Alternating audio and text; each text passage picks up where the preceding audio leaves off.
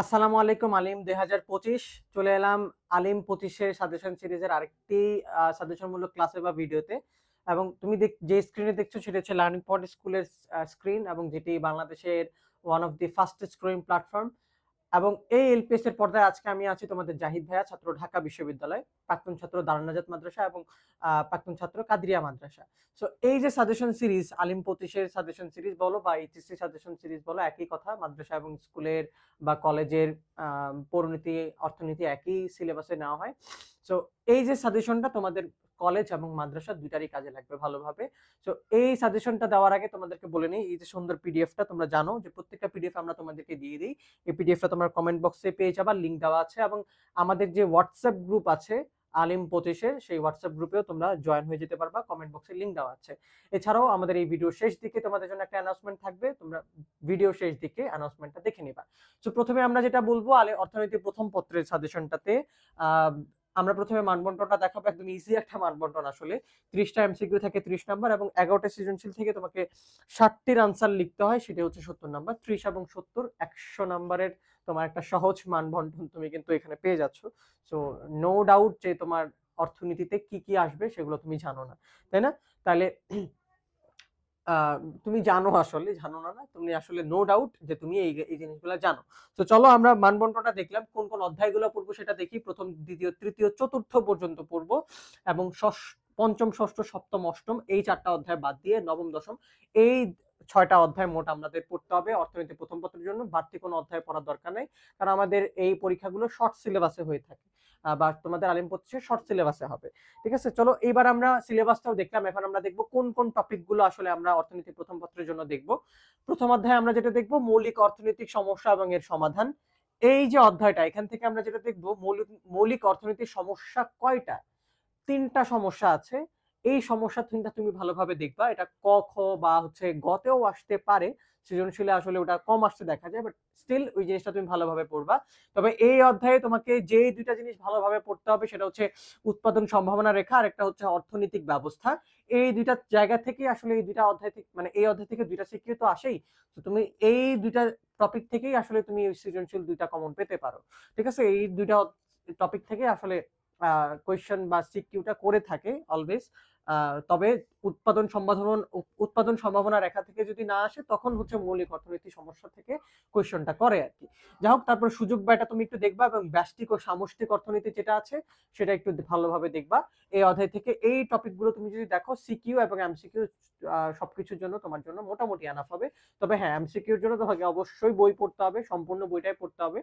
So ওই জিনিসটা না পড়লে তুমি আসলে এমসিকিউ এর জন্য পারবে না। এমসিকিউ তোমাকে সারাদিনও যদি আমি সাজেশন দিই, লাভ নাই, তুমি যদি একবার বইটা না পড়ো।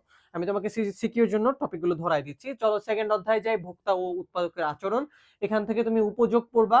মোট উপযোগ ও প্রান্তিক উপযোগের মধ্যে সম্পর্ক বা পার্থক্য, এই টপিকটা থেকে আসলে অনেক সময়ে তোমার খতে প্রশ্ন আসে, অনেক সময় গতেও প্রশ্ন আসে। এখান থেকে মোট উপযোগ এবং প্রান্তিক উপযোগের মধ্যে পার্থক্যটা দেখাইতে বলে, হ্যাঁ, অথবা সম্পর্কটা দেখাইতে বলে।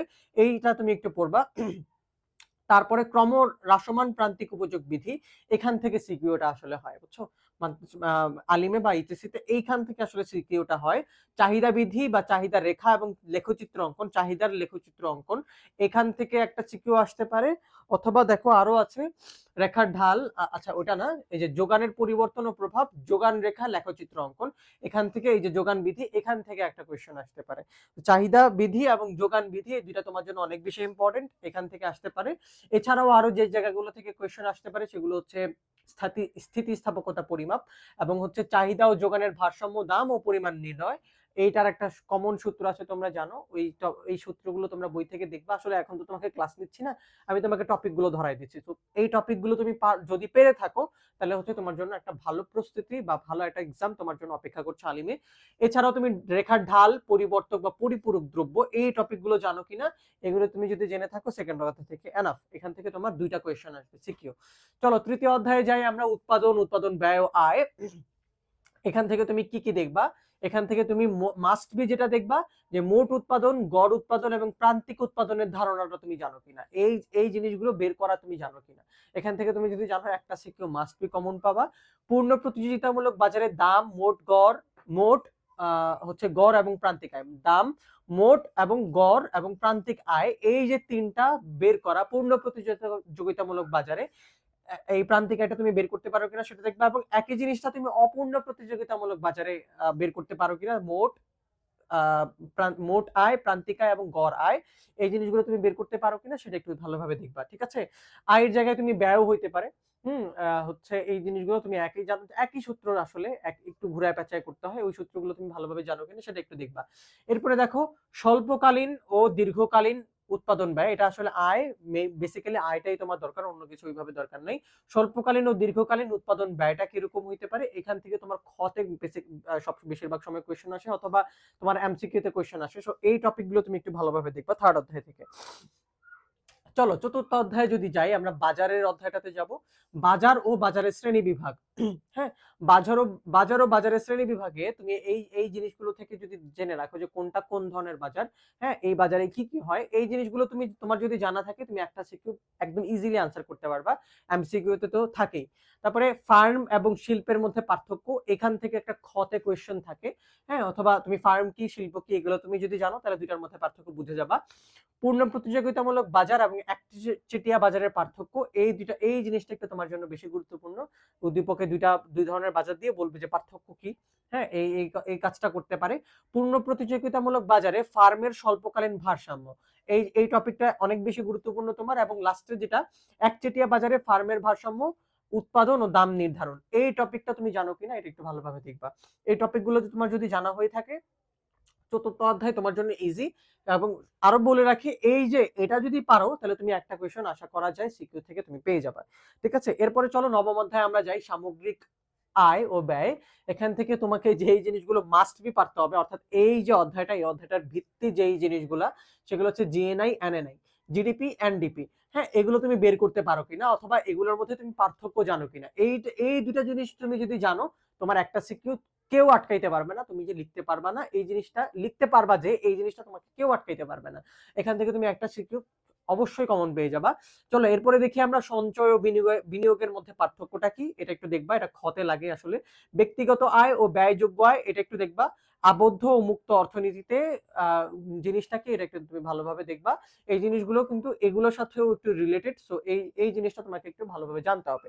এই টপিকগুলো তোমার যদি জানা থাকে, নবম অধ্যায় তোমার জন্য ক্লিয়ার হয়ে যাবে। এরপরে চলো আমরা লাস্ট অধ্যায়ে যাই, মুদ্রা ও ব্যাংক। এই যে মুদ্রা, মুদ্রা কি, বিহিত মুদ্রা কি এবং মুদ্রার মূল্য জিনিসটা কি, এই জিনিসটা তোমাকে জানতে হবে এই অধ্যায় থেকে। মুদ্রাস্ফীতি ও মুদ্রা সংকোচনের ফলাফলটা তুমি একটু পড়বা। মুদ্রার চাহিদা ও যোগানের উপাদান সমূহ তুমি দেখবা।